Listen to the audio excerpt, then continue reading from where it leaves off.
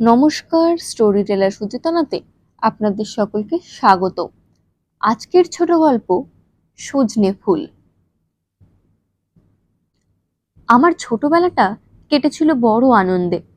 দিব্যি ঠাকুমা আর দাদুর আদরে বড় হচ্ছিলাম। আল্লাহ আবদার আর সকলের আদরে আমার দিনগুলো কাটছিল অসম্ভব ভালোভাবে। দাদুর হাত ধরে সকালবেলায় একখানি বড় ওয়াটার বোতল গলায় ঝুলিয়ে স্কুল ইউনিফর্ম পরে নাচতে নাচতে স্কুলে যেতাম। আমার স্কুল ছুটি না হওয়া পর্যন্ত দাদু ঠায় বসে থাকতেন গেটের বাইরে, কারণ দাদুর হাত ধরেই ঘরে ফেরার পথে যথেষ্ট সময় লেগে যেত, কারণ আমার ফরমাইশ অনুযায়ী এ দোকান সে দোকান ঘুরে ঘুরে দাদুকে ঘুড়ি, লাটাই, খেলনা আরো কত কিছু প্রায় প্রতিদিন কিনে দিতে হতো। কোনো রাগ করতে দেখিনি তাকে, বিরক্তির চিহ্নও ছিল না তার মুখে। তার উপর যেন আমার অলিখিত অবাধ অধিকার। ঘরে নিয়ে এসে তিনি আমায় ঠাকুমার জিম্মায় ফেলে রেখেই ছুটতেন মাঠে। সেখানে হতো ধান কাটা, গম লাগানো। সেখানেই ধান অথবা তার জন্য মজুর রাখা হয়েছিল। তারা যাতে কাজে ফাঁকি না দিয়ে বিড়ি খেতে না বসে, এই দুশ্চিন্তায় তিনি এক মুহূর্ত দাঁড়াতেন না। এবার ঠাকুমার কাছে আমার একের পর এক আবদার শুরু হতো। তিনি হাসি মুখেই আমার সব জোর জুলুম সহ্য করতেন। সব আবদারই পূরণ হতো আমার। আবদারগুলিও ছিল উদ্ভট এবং সেগুলো বেশ বিরক্তিকরও বটে। যেমন হঠাৎই আমার মনে হলো ঘরে বসে ভাত খাওয়াটা কোনো মতেই সম্ভব নয়, আর সেই মুহূর্তে ঠাকুমাকে ছুটতে হতো সেই আমাদের পুকুর পাড়ের বাঁশবাগানে। তিনি আমাকে কোলে করে নিয়ে যেতেন। এই দেখ পাখি, ওই দেখ প্রজাপতি, ফড়িং, দেখো তো দাদা, বলে বলে প্রায় 1 ঘন্টা ধৈর্য ধরে ভুলিয়ে ভালিয়ে খাওয়াতেন। এরপর হয়তো কোলে নিয়ে পাড়া বেড়াতেও হতো তাকে। দক্ষিণ 24 পরগনা জেলার জয়নগরের মণিপুর ব্লকের বাসতলা গ্রামে আমার দাদুর পৈতৃক ভিটে, জমি জমা। চাষাবাদ ও পাটের ব্যবসা করে তিনি তার বাবার আমল থেকেই। বয়স তখন আমার 5। বাবাকে পড়াশোনা শিখিয়ে তিনি নিজের ব্যবসার কাজে লাগাননি, তার নিজের মতন স্বাধীনভাবে বাঁচতে শিখিয়েছিলেন। বাবা চাকরি করতেন বন বিভাগে, ফরেস্ট রেঞ্জার ছিলেন তিনি, বাড়ির একমাত্র পুত্র সন্তান। অথচ তার বদলির চাকরি, বন জঙ্গলই তার কর্মস্থল।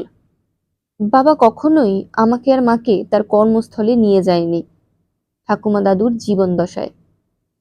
বাড়ি আসতেন মাসে একটিবার এবং 2-4 দিন থেকেই আবার ফিরে যেতেন। মা ছিলেন আমার বড় নিরীহ, শান্তশিষ্ট ভদ্র মহিলা। তিনি ছোটবেলায় আমার অহেতুক উদ্ভট আবদারের মাঝে মাঝে অতিষ্ঠ হয়ে উঠতেন, আমায় বকতেন অথবা লাঠি নিয়ে আমার পেছন পেছন ছুটতেন, ভয় দেখাতে চাইতেন। কিন্তু ঠিক তখনই দাদু কিংবা ঠাকুমা কিংবা কখনো তারা একসঙ্গেই এসে আমাকে উদ্ধার করতেন। দাদু বারবার আমার মাকে বলতেন আমায় যেন শাসন করা না হয়। মা ঘোমটার আড়ালে হতাশ হয়ে বলতেন, কিন্তু বাবা, বাবলু দিন দিন যে বড্ড বেয়াড়া হয়ে উঠছে, আপনি কিছু বলুন ওকে। দাদু আমায় কাঁধে তুলে হাসতে হাসতে মায়ের অভিযোগের উত্তর দিতেন, তুমি কিচ্ছু বলবে না মা, সব ঠিক হয়ে যাবে, ওর বাবাও তো এমনই ছিল গো এই বয়সে। এভাবেই আমার দিনগুলো বেশ কাটতে থাকে। আমি তখন প্রাইমারি স্কুল ছেড়ে হাই স্কুলে, বয়স 10 বছর। সুখের এই দিনগুলি আমার কপালে বেশি দিন সইল না। সেদিন বিকেলে স্কুল থেকে ফিরে এসে ফসল তুলে দেওয়া চাষের জমিতে বন্ধু বান্ধবের সঙ্গে দানগুলি খেলতে মত্ত ছিলাম। নাড়ু, আমার বাল্য বন্ধু, ছুটতে ছুটতে এসে সামনে হাঁপাতে থাকে, বলে শিগগিরই আয় বাবলু, তোর ঠাকুমা কুয়োতলায় পড়ে গেছেন, তোর মা কান্নাকাটি করছেন। দানগুলি ফেলে আমি তখনই পড়িমড়ি করে ছুট দিলাম বাড়ির দিকে। ঠাকুমা আজ কদিন ধরেই খুব অসুস্থ, সবে সপ্তাহখানেক আগেই ম্যালেরিয়ার জ্বর থেকে সেরে উঠেছেন, এখনো বেশ দুর্বল। গিয়ে দেখি ঠাকুমা বারান্দার তক্তাপোষের ওপর চোখ বন্ধ করে শুয়ে আছেন, অসাড় হয়ে। পাশেই মা শাড়ির আঁচলে চোখের জল মুছতে মুছতে পাশের বাড়ির জেঠিমার সঙ্গে কথা বলছেন। দাদু আজ মঙ্গলের হাটে গেছেন সপ্তাহের আনাজপাতি কিনতে। বাবা এখনো সেই পুরুলিয়ায় বদলি। দাদু ফিরে এলে গ্রামের সেই সতীশ ডাক্তারকে ডেকে আনা হয়। তিনি ঠাকুমাকে ভালো মতন পরীক্ষা করে দেখে বললেন, হিপ জয়েন্টে বোধহয় কম্পাউন্ড ফ্র্যাকচার, কলকাতায় নিয়ে যেতে হবে। বাবাকে তক্ষুনি খবর দেওয়া হলে পরদিন সকালবেলায় তিনি এসে পৌঁছলেন। ঠাকুমার মাঝে মাঝে জ্ঞান ফেরে, চোখ মেলে চেয়ে যন্ত্রণায় কাতরাতে কাতরাতে আবার জ্ঞান হারিয়ে ফেলেন। আমার খুব কষ্ট হয়, লুকিয়ে লুকিয়ে কাঁদি। দাদু এসে সান্ত্বনা দেন, ঠাকুমার সুস্থ হওয়ার আশ্বাস দেন। সাথে সাথেই ঠাকুমাকে গাড়ি ভাড়া করে কলকাতায় নিয়ে যাওয়া হয়। গাড়িতে ধরাধরি করে তোলার আগেই খুব কষ্টে তিনি চোখ মেলে আমায় কাছে ডাকলেন। আমার মাথায় হাত দিয়ে কাছে টেনে আমার কপালে স্নেহের চুম্বন করলেন। কথা বলতে তার বড়ই কষ্ট হচ্ছিল বুঝতে পারি, তবুও খুব কষ্টেই তিনি আমায় সাবধানে থাকতে বললেন। চোখে মুখে স্নেহের স্পর্শ বুলিয়ে দিলেন তিনি। সোনা রে, দাদু আমার, আমি চললাম, ভালো মতো থেকো, দুষ্টুমি করো না যেন দাদা। সেদিন রাতেই মার কাছে শুয়েছিলাম। দাদু ও ঠাকুমার মাঝে ছোটবেলায় শোয়ার অভ্যেস, ঘুম আসছিল না তাই। মনে মনে ভাবি, ঠাকুমা সুস্থ হয়ে দুদিন বাদেই তো ফিরে আসবে, বাবা সাথে আছেন, চিন্তা কি। পরদিন ঠাকুমার কোনো খবর পেলাম না। বাবা ও দাদু দুজনেই ঠাকুমার সঙ্গে কলকাতার হাসপাতালে। রাতে মায়ের সাথেই শুয়ে আছি। অনেক রাতেই কান্নাকাটির শব্দে ঘুম ভেঙে যায়। উঠোনে সারা পাড়ার লোক জড়ো হয়েছে, মা কাঁদছেন, বাবা কাঁদছেন। দাদু উঠোনের এক কোণায় মাথা নিচু করে বসে আছেন। অনেকক্ষণ পরে ঘুম জড়ানো চোখে নজর পড়ল তুলসী তলায়। সেখানেই শুয়ে রাখা হয়েছে আমার ঠাকুমাকে। বোঝার বয়স হয়েছিল যথেষ্ট, তাই মনের নিভৃতে কোনো এক আশঙ্কার উদয় হয়েছিল। তাই হলো শেষে, ঠাকুমা আর নেই। চোখের জলে অস্পষ্ট দেখছিলাম, কথা বলার ক্ষমতা ছিল না। পরে বাবার মুখে শুনেছিলাম সেদিন সাথে সাথেই ঠাকুমার অপারেশন হয়েছিল। একদিন পরেও জ্ঞান ফিরে আসেনি, আর কোনোদিনই তার জ্ঞান ফেরেনি। ঠাকুমার ক্রিয়াকর্ম শেষ করে বাবা ফিরে গেলেন তার কর্মক্ষেত্রে।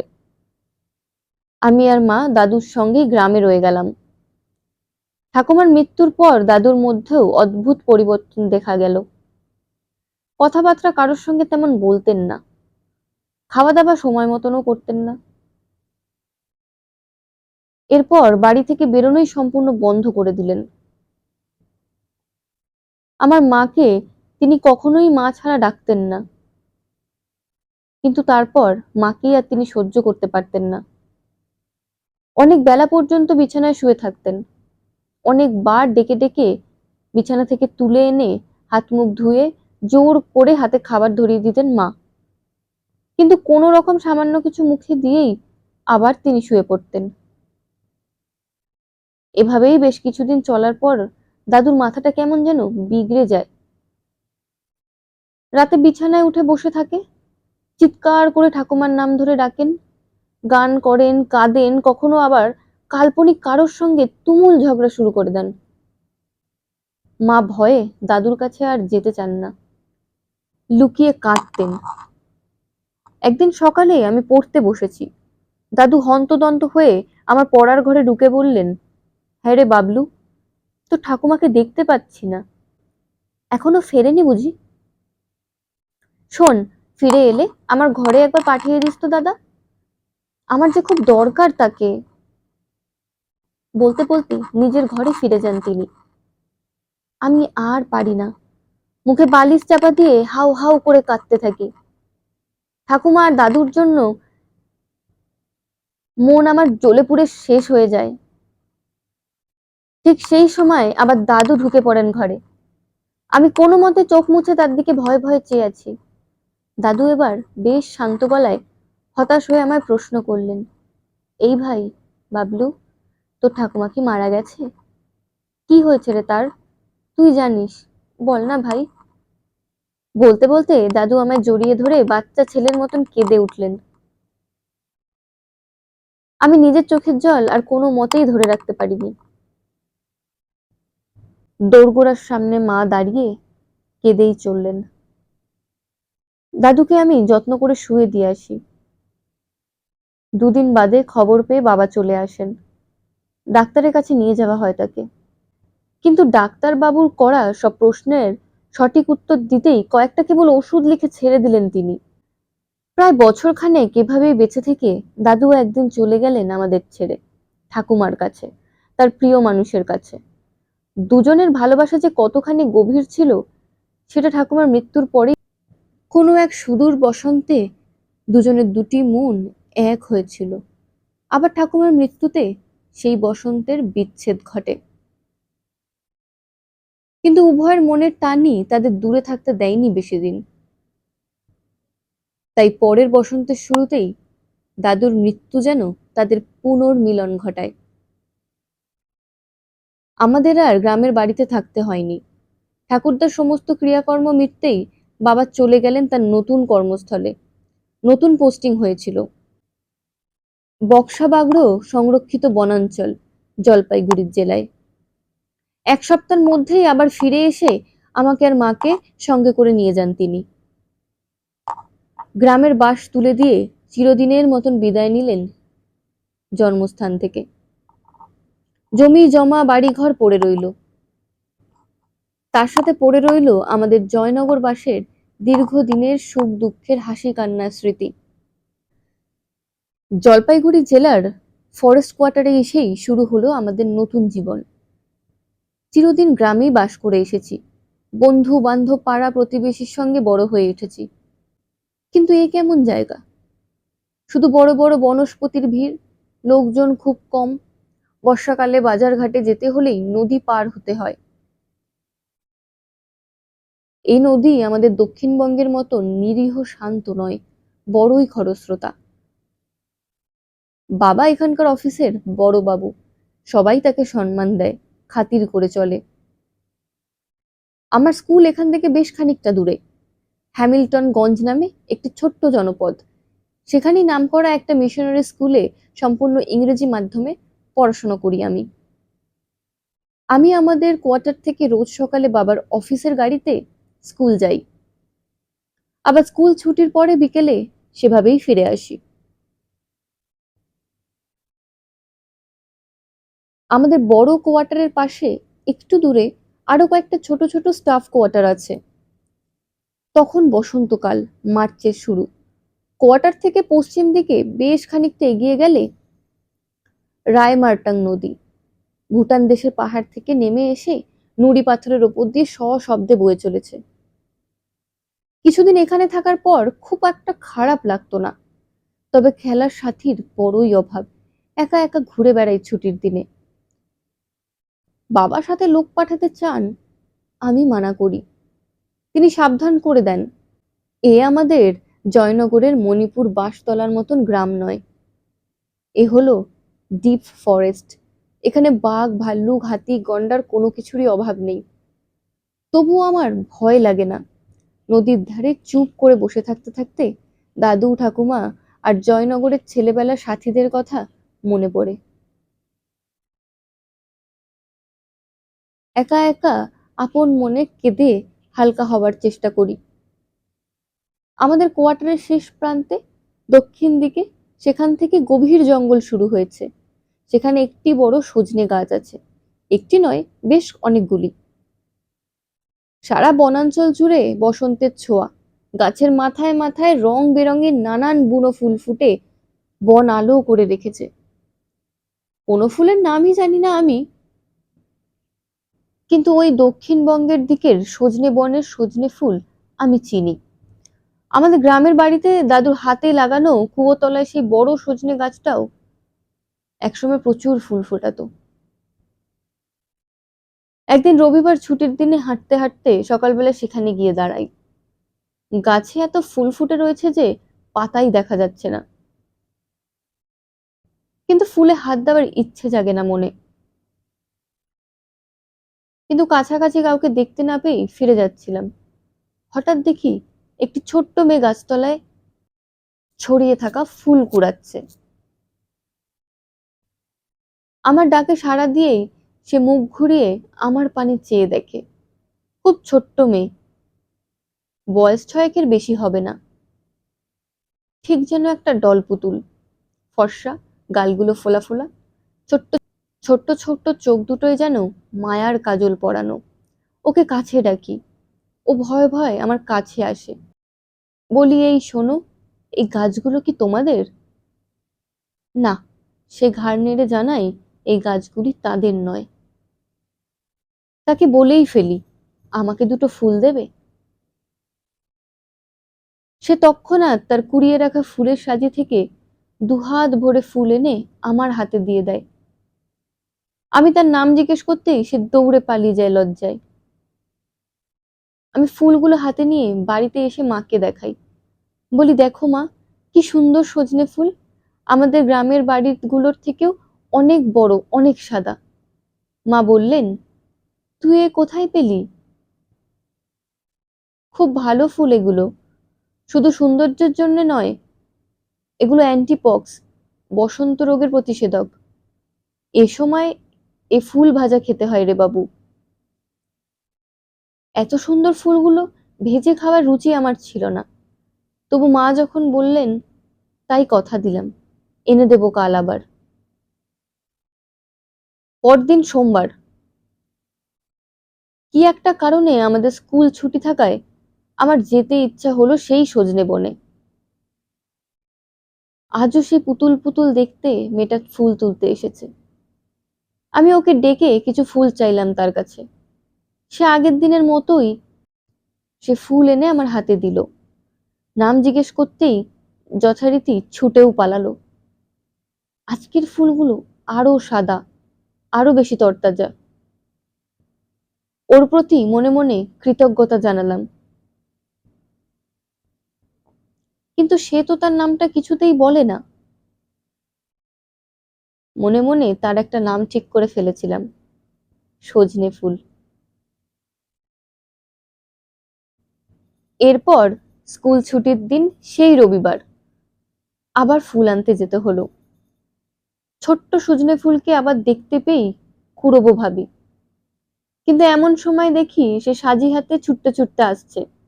আমাকে দেখেই থমকে দাঁড়ায়, কি করবে ভেবে উঠতে পারে না। আমি তাকে কাছে ডাকি, পরে ওর হাত দুটো ধরে নিয়ে আসি। বলি, আমায় ফুল দিবি নে, সজনে ফুল।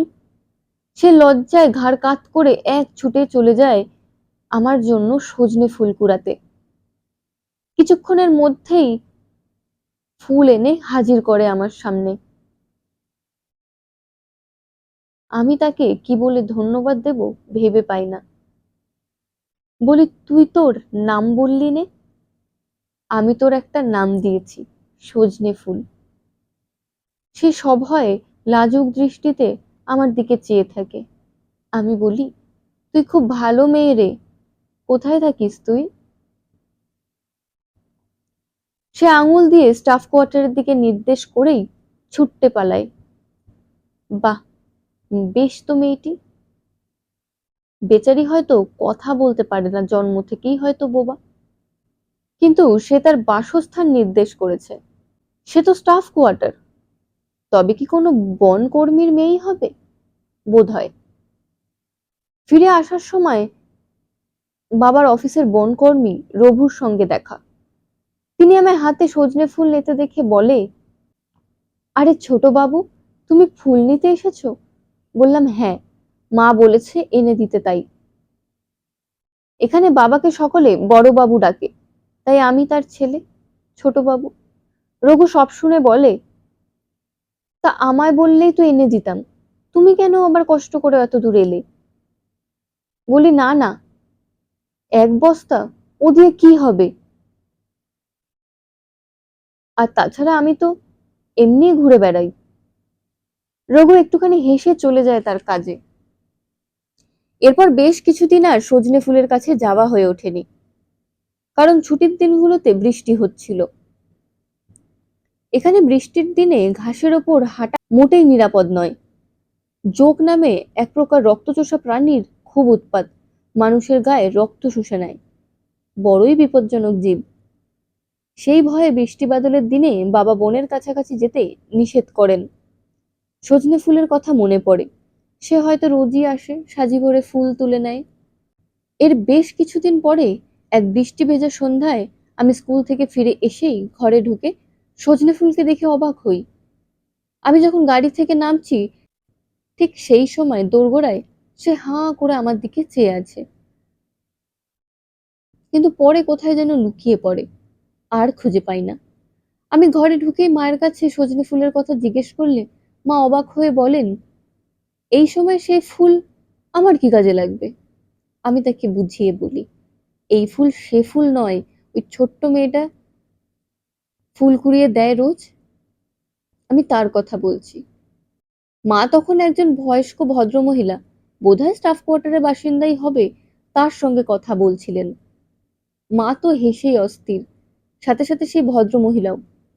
মা ঠাট্টা শুরু করে দেন, দেখো আমার পাগলের কাণ্ড, ও তোকে সজনে ফুল কুড়িয়ে দেয় বলে ওর নাম সজনে ফুল হয়ে গেল। আমাকে তুই হয়তো কোনোদিনও ভাত বা রুটি বলে ডাকতে শুরু করবি। মার ঠাট্টার মুহূর্ত আমার একদম ভালো লাগে না। বিরক্তি হয়ে বলি, তুমি ঠাট্টা করো না মা, জানো তুমি ওইটুকু মেয়ের কথা বলতে পারে না, কি কষ্ট বলো তো ওর। মা বললেন, তুই কার কথা বলছিস রে বাবা? বলি, আরে একটু আগে যে গাড়ি থেকে নামার সময় একটি বাচ্চা মেয়ে ওই দরজা দিয়ে দেখছিল দাঁড়িয়ে দাঁড়িয়ে। ও, ওই মেয়েটার খোঁজ করছিস তুই? তারপর মা মুখে আঁচল চাপা দিয়ে হাসতে থাকে।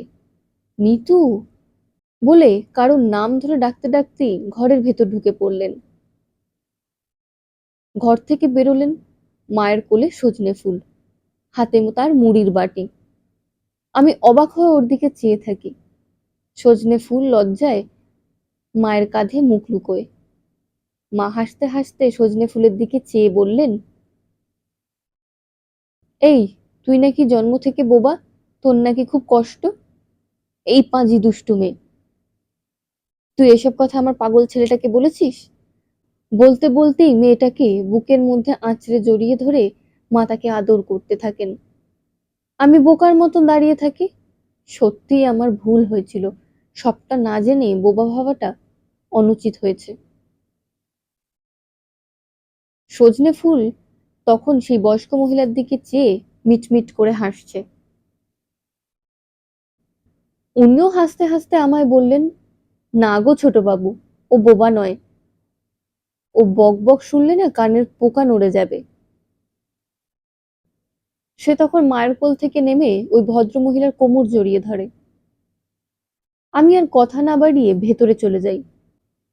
মায়ের কাছে পড়ে শুনতে পাই, বনকর্মী রঘু সেদিন যে আমায় সজনে ফুল দিয়েছিল, এই ভদ্র মহিলাটি তার স্ত্রী, আর সজনে ফুল মানে সেই ছোট্ট বাচ্চা মেয়েটি তার নাতনি।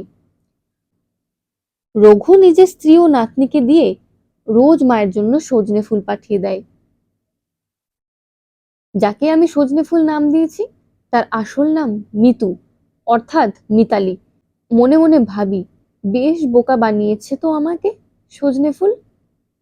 মায়ের কাছে শুনতে পাই, বড় দুঃখী এই মেয়েটা মিতু। যখন ওর বয়স মাত্র 1 বছর, তখন পথ দুর্ঘটনায় ওর বাবা মা একসঙ্গেই মারা যান। রঘুর একমাত্র মেয়ে ছিল, চাকরি সূত্রে এখানে থাকলেও ওদের আসল বাড়ি কোচবিহারে। সেখানেই রঘু তার মেয়ের বিয়ে দিয়েছিলেন। জনম দুঃখিনী মেয়ে, মৃত্যুর স্থান হয়েছে শেষে দাদু দিদার কাছেই। পরিচয় হওয়ার পর থেকে সে রোজই মায়ের খোঁজ নিতে একাই চলে আসে আমাদের কোয়ার্টারে। মায়েরও একাকিত্ব কাটে, কারণ সকালবেলা আমি স্কুলে আর বাবা অফিসে চলে যাবার পর মার আর সময় কাটতে চায় না। সজনে ফুল এসে মায়ের একাকিত্ব দূর করে। প্রথম প্রথম ঘরের ভেতর ঢুকতেই চাইতো না, বারান্দায় বসে খেলার ফুলের সাজিতে বন থেকে তুলে আনা নানান রকমের বন ফুল লতা পাতা দিয়ে আপন মনে খেলা করতো সে। আমার মায়ের মেয়েটাকে এতই পছন্দ যে সে সারাদিন মার কাছেই থাকে। পায়ে পায়ে হাঁটে। পায়ে হাঁটা দূরত্বে সরকারি প্রাথমিক স্কুলে ক্লাস 2-তে পড়ে সে। সকালে স্কুল থেকে ফিরেই সে সোজা চলে আসে মায়ের কাছে। ওর প্রতি এ কয়েকদিনেই মায়া পড়ে গেছে মায়ের। সারাদিন সাথে সাথে থাকে, মায়ের কাছেই বই খাতা নিয়েও পড়তে বসে। মারও দিব্যি সময় কেটে যায় ওর সাথে বকবক করে। দু একদিনের মধ্যেই আমার সাথেও ভাব হয়ে যায় সজনে ফুলের। ওর দিদা আর আমার মায়ের বারবার স্মরণ করানো সত্ত্বেও আমি তাকে মিতু নয়, সজনে ফুল বলেই ডাকি। সেও আমার ডাকে দিব্যি সাড়া দেয়। আমার এই ডাক শুনে বাবা এতটাই মজা পান যে তিনিও এখন সজনে ফুল বলেই ডাকা শুরু করেছেন। ধীরে ধীরে ও যেন আমাদের পরিবারেরই একজন হয়ে ওঠে। এখানে বন জঙ্গলের পরিবেশে আমার সঙ্গী সাথী একেবারেই নেই। একা একা ঘুরে বেড়াতাম এতদিন, এখন আমার পিছন পিছন সজনে ফুলও ঘুরে বেড়ায়। আমি ওকে ছবির বই দেখাই, পুরনো বই দিই ওকে, খেলনা দিই, ও সে সব যত্ন করে ঘরে নিয়ে যায়। কয়েকদিনের মধ্যে আমার কাছে সে বেশ স্বাভাবিক হয়ে ওঠে। মা ও বাবা দুজনেই খুব ভালো মনের মানুষ,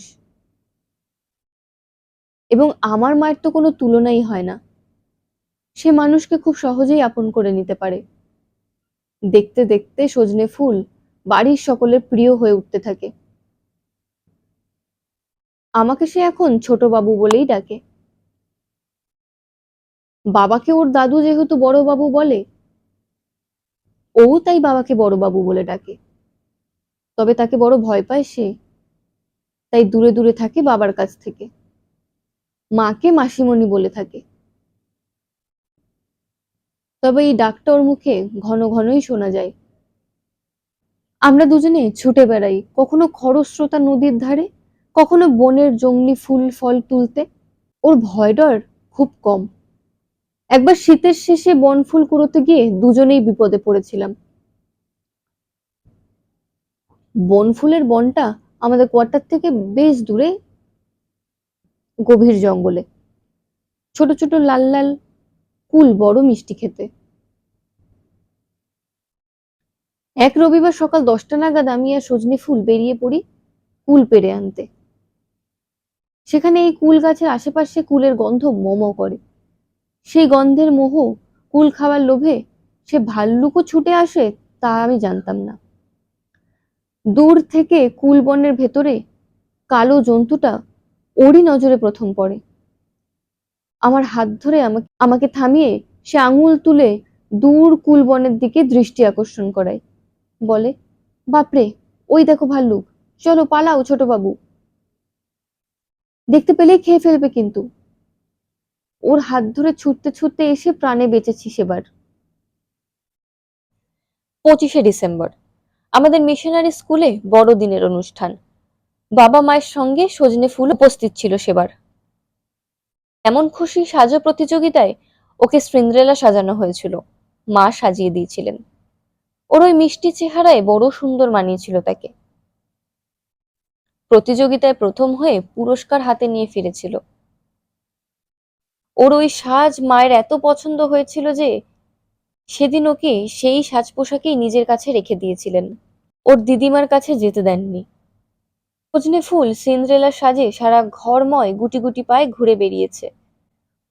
সবাই ওর জেতার পুরস্কার দেখিয়েছে বারবার।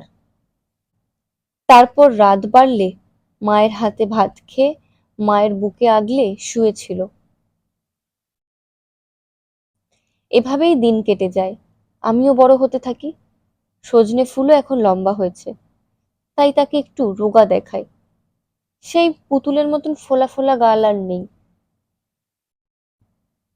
তবুও যে কবছর সেখানে ছিলাম, প্রতি বসন্তেই সে আমার স্কুল যাবার সময় সজনে ফুল আমার হাতে দিতে ভুলতো না।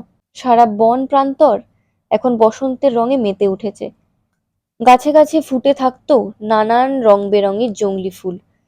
কোকিলের কুহুতানে মেতে উঠতে থাকে গোটা বন জঙ্গল। একদিন বাবা ও মায়ের আলোচনা কানে আসে। আমি সেবার স্কুল ফাইনাল পরীক্ষা দেব। পড়ার ঘরে বসে পড়ছি। রাত তখন বেশ ভালোই। বাবা বলছেন, ওকে অতটা আপন করে নিও না। আজ না হয় কাল এখান থেকে তো চলে যেতে হবে আমাদের। ওকে ছেড়ে থাকতে তোমার কষ্ট হবে। মা উত্তর দেন, সত্যিই গো, ছেড়ে থাকার কথা ভাবলেই আমার চোখে জল এসে যায়। বাবা আবার বললেন, তোমার স্বভাব তো আমি জানি, তাই বলি, ওকে অত কাছে টেনো না। মা কিছুক্ষণ চুপ করে থেকে বললেন, এক কাজ করলে হয় না? ওর তো বাপ মা কেউ নেই, আমরাই না হয় ওকে আমাদের সাথে নিয়ে যাব, লেখাপড়া শেখাবো, মানুষ করব, তারপর একদিন ওর বিয়ে দিয়ে দেব। ওকে না হয় আমরা ঘরেই রেখে দেব, আমাদের বাবলুর সঙ্গে বিয়ে দিলে। কি মিষ্টি মেয়েটা, জনম দুঃখিনী মা আমার। কি গো, বলো না, ভালো হয় না? বাবার গলার আওয়াজ শোনা যায়, তুমি কি পাগল হয়ে গেলে নাকি? ওর তো অভিভাবক আছে, অনাথ তো নয়। তাছাড়া বাবলুর ওপর তোমার পছন্দ চাপিয়ে দেওয়াটা কি ঠিক হবে? বাবলুকে অনেক বড় হতে হবে, আমি যা পারিনি ওকে তা করতে হবে। সরাসরি ইন্ডিয়ান ফরেস্ট সার্ভিস পরীক্ষায় পাশ করে আইএফএস অফিসার হয়ে দেখাতে হবে। এসব আজে বাজে কথা যেন দ্বিতীয়বার তোমার মুখ থেকে না শুনি। ওদের আলোচনা বন্ধ হয়। স্কুল ফাইনাল পরীক্ষার প্রথম বিভাগ পাশ করতেই আমাকে জলপাইগুড়িতে ভর্তি হতে হলো ইন্টারমিডিয়েট ক্লাস 2 ক্লাসে। হ্যামিল্টনগঞ্জ স্কুল এই পর্যন্তই। এবার থেকে আমাকে বোর্ডিং এ থাকতে হবে। বাবা সব ব্যবস্থাই করে দিয়েছেন। সেবার এখানে যখন এসেছিলাম সেটিও ছিল বসন্তকাল। এবারও বসন্তেই বিদায় নিচ্ছি। বনতল নাম না জানা বাহারি ফুলে ছেয়ে আছে। কোকিলের কুহুতানে মনটা বড়ই উদাস হয়ে আছে আমার। চলে যাব শুনে আগের দিন মুখ ভার করে বসেছিল সজনে ফুল, বিশেষ কথাও বলেনি। মায়ের সাথে সাথে আমার ব্যাগ পত্র, বই, জামা কাপড় সব গোছগাছ করে দিয়েছে। ক্লাস 5-এ পড়ে সে এখন, বেশ বড় হয়েছে কদিনে। সকালবেলায় বাবার সঙ্গে তার অফিসের গাড়িতেই যাব রেল স্টেশন পর্যন্ত, তারপর ট্রেন ধরে গন্তব্যস্থল জলপাইগুড়ি। গাড়ি ছাড়ার আগে দেখি সেই দুহাত ভরে সেই ছোট্টবেলার মতো সজনে ফুল কুড়িয়ে এনে আমার হাতে দেয়। আমি দুহাত পেতে তার শেষ উপহার গ্রহণ করি। তার চোখের দিকে কেন জানি না আর ফিরে চাইতে পারিনি। সে বহু কষ্টে যেন বলে, আবার কবে আসবে ছোটবাবু? বলি দেখি, যেদিন ছুটি পাই। সে আর কোনো কথা বলেনি। আমি ওর দেওয়া উপহারের ফুলগুলি কিছুটা ব্যাগে ভরে অল্প কিছুটা বুক পকেটে রেখে দিই। ছুটি পেলেও আর আমার আশা হয়নি। জলপাইগুড়ি থেকে পাশ করে কলকাতা স্কটিশ চার্চ কলেজে বোটানিতে অনার্স নিয়ে ভর্তি হই। সেখান থেকে পাশ করে দেরাদুনে বোটানির ওপর একটি বিশেষ কোর্স করতে যেতে হয়। এরপর খুব ভালো মতন প্রস্তুতি নিয়ে বাবার স্বপ্ন ইন্ডিয়ান ফরেস্ট সার্ভিস পরীক্ষায় বসে প্রথমবারই সসম্মানে উত্তীর্ণ হয়ে ট্রেনিং এর জন্য মনোনীত হই। ট্রেনিং শেষে মধ্যপ্রদেশের এক গভীর অরণ্যে ডিভিশনাল ফরেস্ট অফিসার পদে কর্মজীবন শুরু করি। আমি চলে আসার 2 বছর পরেই বাবা ফরেস্ট রেঞ্জের পদ থেকে অ্যাসিস্ট্যান্ট ডিভিশনাল ফরেস্ট অফিসার পদে উন্নতি হয়ে চিরদিনের মতন উত্তর 24 পরগনার বারাসাত জেলায় চলে আসে। সেখানেই 2 বছর পরে ডিভিশনাল ফরেস্ট অফিসার বা ডিএফও পদ থেকেই অবসর গ্রহণ করেন। দেশের সমস্ত জমি জমা শরিকিদের কাছে বিক্রি করে বারুইপুরে রেল স্টেশনের কাছে একটি সম্ভ্রান্ত এলাকায় ফ্ল্যাট কিনে মাকে নিয়ে স্থায়ীভাবে ওঠেন। এবং মাস 6 পরেই হঠাৎ ব্রেন স্ট্রোক হয়ে মারা যান তিনি। আমি তখন উত্তরপ্রদেশের ন্যাশনাল পার্কে ট্রেনিং এ ছিলাম। জীবনের এই সুদীর্ঘ সময়ে কত গোলাপ, কত বকুল, কত টগর, জুঁই ফুলের সংস্পর্শে এসে বন-জঙ্গলের সেই অখ্যাত সজনে ফুলের কথাই যেন কবেই যেন ভুলে যাই। মায়ের অসুস্থতা ও একাকিত্বের কারণ দেখিয়ে অনেক উচ্চপদস্থ লোকের দুয়ারে দুয়ারে কড়া নেড়ে শেষ পর্যন্ত ক্যাডার পরিবর্তন করতে সমর্থ হই। মধ্যপ্রদেশ থেকে পশ্চিমবঙ্গে ফিরে আসি। সল্টলেকের অরণ্য ভবনে ঘুরে ডেপুটি ফিল্ড ডিরেক্টরের পদে সেই বাঘ্র বন সংরক্ষিত বনাঞ্চল আলিপুরদুয়ারেই চলে আসি মাকে সাথে করে। 3 মাস অফিসে কাটিয়ে আমাকে ইন্সপেকশনের কাজে রায়মাটাঙে যেতে হয় কিছুদিন পরেই। হয়তো কাকতালীয় ভাবেই হোক বা অন্য কোনো কারণে, সেটিও বসন্তকালই ছিল। শুকনো নদী পেরিয়ে আমার গাড়ি যত বনের গভীরে প্রবেশ করতে থাকে, কোকিলের কুহুতান, বনস্পতি মাথায় রং বেরঙের বাহারি ফুলের শোভা, চেনা চেনা সেই পুরনো গন্ধে আমায় এখানে কাটিয়ে যাওয়া সেই রঙিন দিনগুলির কথা মনে করিয়ে দেয়। সেদিন অফিসের কাজ সারতে বেশ রাত হয়ে যায়। ইন্সপেকশন বাংলোতেই রাতে থাকতে হয় বাধ্য হয়ে। খুব সকালে ঘুম ভাঙে। সূর্যের প্রথম আলো গায়ে মেখে নিজের অজান্তেই কখন যেন চলে আসি সেই সজনে গাছের বনে। খুঁজে বেড়াই সে পুতুলের মতো ছোট্ট সজনে ফুল মিতুকে।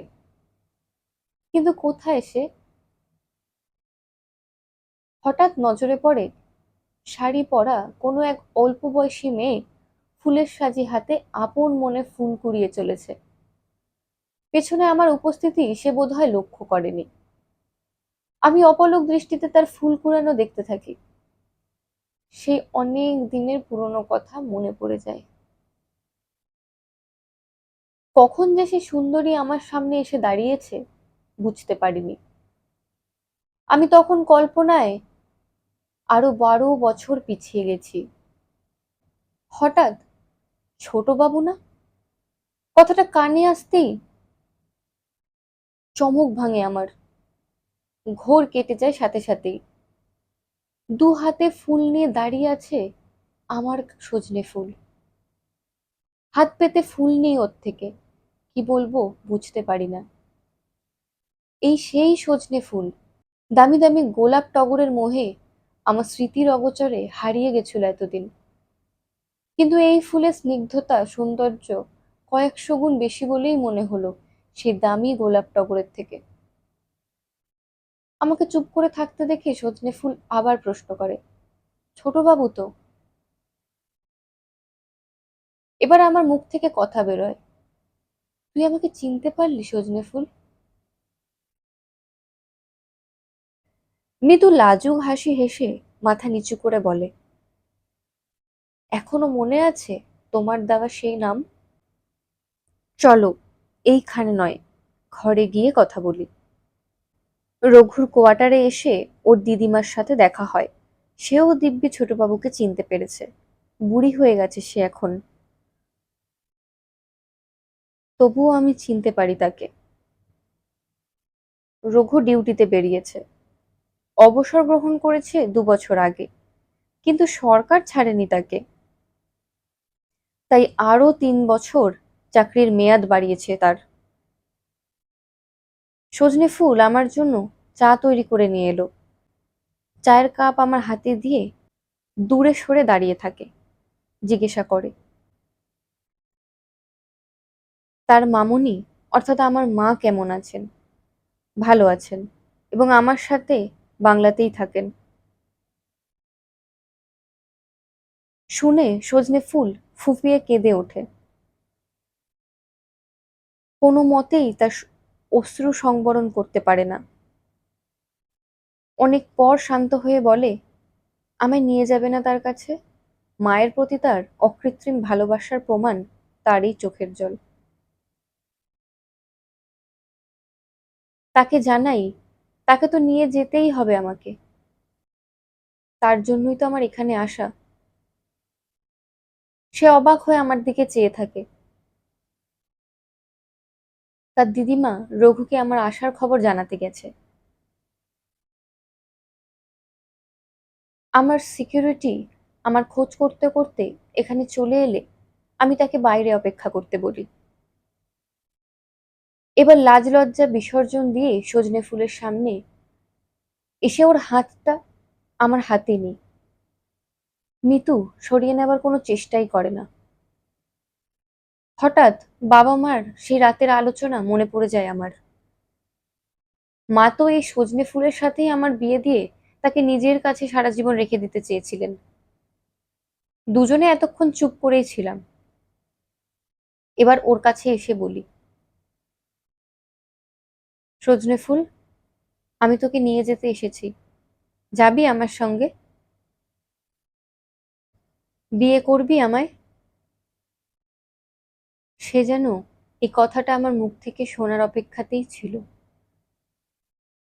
আর সে নিজেকে সামলাতে পারে না, আমাকে জড়িয়ে ধরে বুকের মাঝে মুখ লুকিয়ে অঝরে কাঁদতে থাকে। আর বলে, তুমি এতদিন কেন কোনো খোঁজ নাওনি আগে বলো। আমি প্রতিটি বসন্তে তোমার জন্য ফুল কুড়িয়ে এনে বসে থেকেছি রোজ। আমি ওকে আদর করে আমার কাছে টেনে নিই, আরো জোরে বুকে জড়িয়ে ধরি। রঘু কোয়ার্টারে ফিরে এসে বাইরে সিকিউরিটি গার্ডকে দাঁড়িয়ে থাকতে দেখে কিছুটা ঘাবড়ে যায়। জিজ্ঞেস করে জানতে পারে ভেতরে ডিএফসি সাহেব আছেন। এবার সত্যিই ভয় পেয়ে যান সে। ভেতরে ঢুকতেই সাহস হয় না তার। স্বয়ং বড় সাহেব তার কোয়ার্টারে? নিশ্চয়ই তার কাজে কোনো ভুল ত্রুটি ধরা পড়েছে। আমি বাইরে এসে রঘুকে ডাকি, কেমন আছো রঘু? প্রথমটায় একটু ঘাবড়ে গেলেও আমার দিকে চেয়ে হেসে ফেলে সে। বলে, আরে, আমাদের ছোট বাবু যে, কতদিন পরে। এরপর মিতুর দাদু দিদার কাছে অনুমতি নিয়ে আমার সজনে ফুলের হাত ধরে আমি বেরিয়ে পড়ি। আগামীকাল ওদের সকলকে আমার বাংলোতে আসার আমন্ত্রণ জানাই এবং তাদের উপস্থিতিতেই এই ফাল্গুনেই আমি আমার সজনে ফুলকে বিয়ে করব সে কথাও বলি। ওরা কোনোই প্রত্যুত্তর করেননি। সঠিক সময়ের মধ্যে তারা হাজির হবে খুশি হয়েই, তাই জানিয়েছে। সেই অবস্থাতে ড্রাইভারকে গাড়ি স্টার্ট দিতে বলি। দুপুরবেলায় বাংলোর দৌড়ে এসে কলিং বেল বাজাতেই মা দরজা খুলে দেন। হাসি হাসি মুখে আমাকে দাঁড়িয়ে থাকতে দেখে মা অবাক হয়ে কিছু বলতে যাবেন, ঠিক সেই সময় দরজার আড়াল থেকে হাত ধরে সজনে ফুলকে টেনে এনে মায়ের সামনে দাঁড় করাই। মা প্রথমে চিনতে পারেনি, কিন্তু ওর পরিচয় দেওয়ার আগেই কি করে যেন চিনে ফেললেন।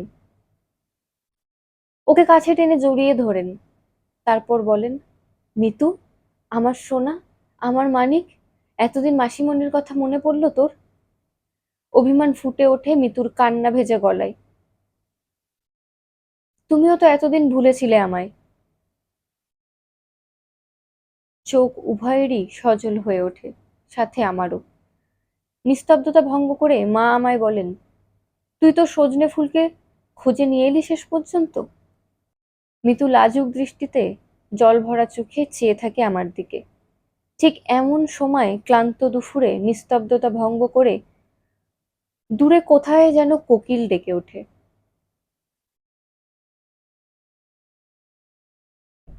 কলমে আশিস, উৎস প্রতিলিপি।